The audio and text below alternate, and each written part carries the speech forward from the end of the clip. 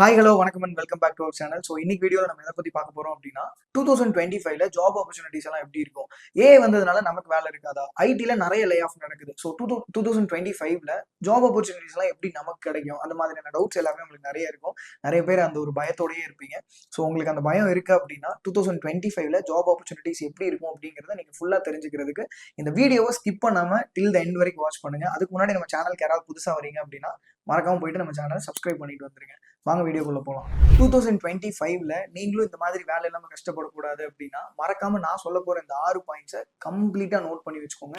So first thing என்னன்னு பார்த்தீங்கன்னா, AI tools எல்லாம் பேஸ் பண்ணி நிறைய இண்டஸ்ட்ரீஸ் வந்து இன்னுமே ரேபிட் க்ரோத் ஆகிறதுக்கு நிறைய சான்சஸ் இருக்கு. ஸோ அதே மாதிரி நீங்களும் அந்த ஒரு பர்டிகுலர் டெக்னாலஜிஸ்க்கு ஏற்ற மாதிரி அடாப்ட் ஆகிறது ரொம்ப ரொம்ப இம்பார்ட்டன்டான ஒரு திங்.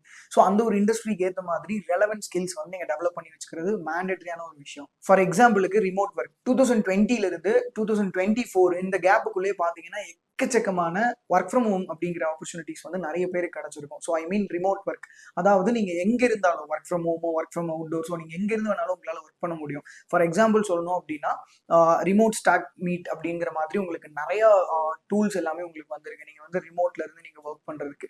ஸோ இந்த மாதிரி ஏஐ பேஸ் பண்ணி நிறைய டெக்னாலஜிஸ் இன்னுமே இம்ப்ரூவ்மெண்ட்ஸ் வந்து கொடுத்துட்டு இருக்காங்க. ஸோ அப்படி இருக்கும்போது அந்த ஒரு பர்டிகுலர் டெக்னாலஜிஸ்க்கு நீங்க அடாப்ட் ஆகிறது ரொம்ப ரொம்ப இம்பார்ட்டன்டான ஒரு விஷயம். ஸோ ரெண்டாவது மெயினான விஷயம் என்னன்னு பாத்தீங்கன்னா, உங்களோட போர்ட்ஃபோலியோ வந்து பில்ட் பண்றது. ஸோ இப்போ லிங்க்டின், நாக்ரி இந்த மாதிரி ஆன்லைன் பிளாட்ஃபார்ம்ஸ்ல மோஸ்ட்லி உங்களோட போர்ட்ஃபோலியோஸ் எல்லாத்தையுமே அப்டேட் பண்ணி உங்களோட ப்ரொஃபைல வந்து முடிஞ்ச வரைக்கும் ஸ்ட்ரென்தன் பண்றதுக்கு மோஸ்ட்லி ப்ரொஃபஷனல்ஸ் வந்து கனெக்ட் பண்ணி வச்சுக்கோங்க.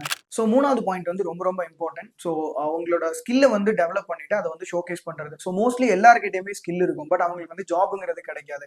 எதுக்காகன்னு பார்க்கும்போது இப்போ இருக்கிற லேட்டஸ்ட் டெக்னாலஜிஸ்க்கு ஏற்ற மாதிரி அவங்க அடாப்டபிளா இருக்க மாட்டாங்க. அவங்க கிட்ட வேற ஏதோ ஒரு ஸ்கில் இருக்கும் ஓல்டு சிலபஸ்ல. ஸோ அதுதான் எல்லாருமே பண்ற தப்பு. அந்த தப்பு நம்மளும் பண்ணக்கூடாது. எந்த டெக்னாலஜிஸ்ல நீங்க வந்து ஃபோக்கஸ் பண்றீங்களோ அந்த ஒரு பர்டிகுலர் டெக்னாலஜிஸ்க்கு ஏற்ற மாதிரி உங்களோட ஸ்கில்ஸ் வந்து அந்த ஒரு டெக்னாலஜிக்கு ரெலவெண்டான ஸ்கில்லை வந்து நீங்க டெவலப் பண்ணி வச்சுக்கணும். ஃபார் எக்ஸாம்பிளுக்கு இப்போ உங்களுக்கு artificial intelligence, machine learning, cyber security, data science, block chain, IOT, AR, VR, so இந்த மாதிரி எக்கச்சக்கமான எமர்ஜிங் டெக்னாலஜிஸ் இருக்கு.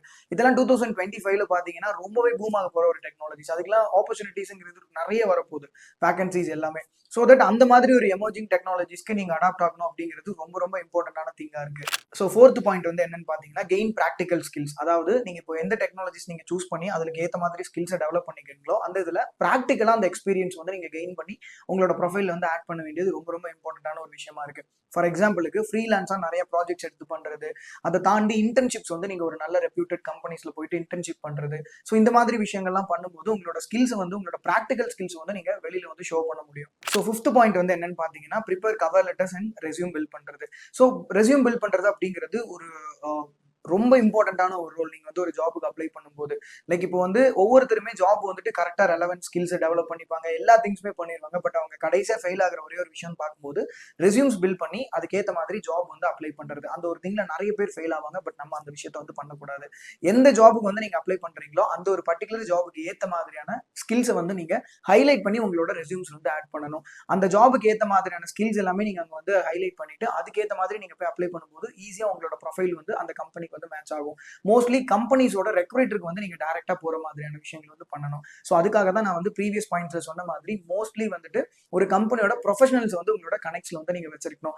Online platforms like Naukri, LinkedIn இந்த மாதிரி திங்ஸ்ல வந்து நீங்க ப்ரொஃபஷனல்ஸை கனெக்ட்ல வைக்கும்போது ஈஸியா வந்துட்டு உங்களோட ப்ரொஃபைல்ஸ் வந்து உங்களோட ரெஸ்யூம்ஸ் வந்து அவங்கள ரீச் பண்றதுக்கு ரொம்ப பாசிபிளான விஷயமே இருக்கும். ஸோ சிக்ஸ்த் பாயிண்ட் வந்து ரொம்ப ரொம்ப இம்பார்ட்டன்டான பாயிண்ட், நல்லா நோட் பண்ணிக்கோங்க. இப்போ இருக்கிற கரண்ட் ட்ரெண்டுக்கு ஏற்ற மாதிரி இண்டஸ்ட்ரிக்கு ரெலவெண்டான விஷயங்களை வந்து நீங்க வந்து தெரிஞ்சு வச்சிருக்கணும். ஃபார் எக்ஸாம்பிள் நிறைய ஆர்டிகல்ஸ் வந்து ரீட் பண்ணுங்க.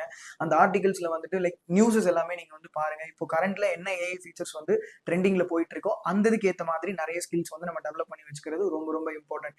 என்னதான் ஏஐ வந்து வந்துருச்சு, ஸோ ஹியூமன்ஸ்க்கு வந்து வேலை இல்லை அப்படின்னு சொன்னாலும் ஹியூமன்ஸ் இல்லாம ஏஐ கிடையாது, உங்களுக்கு நல்லா தெரியும்.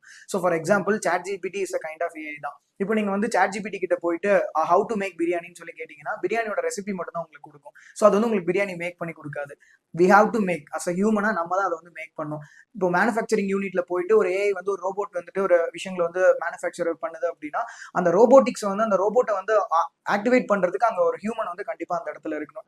நம்மளால மட்டும்தான் அந்த விஷயங்கள் வந்து முடியும். அப்ப அந்த ரோபோட்டை வந்து யாரோ ஒருத்தர் வாட்ச்மேன் மாதிரி அங்க இருந்து அந்த ரோபோட் வந்து ஆக்டிவேட் மட்டும் பண்ணா போதாது. அந்த இதுல இருக்கக்கூடிய சாஃப்ட்வேர்ஸ் ஃபீச்சர்ஸ் எல்லாமே ப்ராப்பரா வந்துட்டு ஆக்டிவேட் பண்ண தெரிஞ்ச தெரிஞ்ச ஒரு பர்சன். அஸ் அ டெவலப்பரா நம்ம தான் அங்க இருக்கணும். ஸோ எந்த விதத்துலயுமே நமக்கு ஜாப் ஆப்பர்ச்சுனிட்டிஸ் அப்படிங்கிறது நம்ம கிட்ட இருந்து பறிக்கப்படலை. நம்ம நல்ல எவால்வ் ஆகி போயிட்டு இருக்கோம். ஸோ தட் இப்போ இருக்கிற கரண்ட் ட்ரெண்டுக்கு ஏற்ற மாதிரி நீங்க அடாப்ட் ஆகுறீங்க அப்படின்னா கண்டிப்பா உங்களுக்கு 2025ல வேலைங்கிறது கிடைச்சிடும். ஸோ இதே மாதிரி உங்க ஃப்ரெண்ட்ஸும் யாராவது வந்து ஏஐ வந்துருச்சு, ஸோ எனக்கு வேலை கிடைக்காதுன்னு புலம்பிட்டு இருக்காங்க அப்படின்னா மறக்காம இந்த வீடியோ வந்து உங்களுக்கு ஷேர் பண்ணுங்க.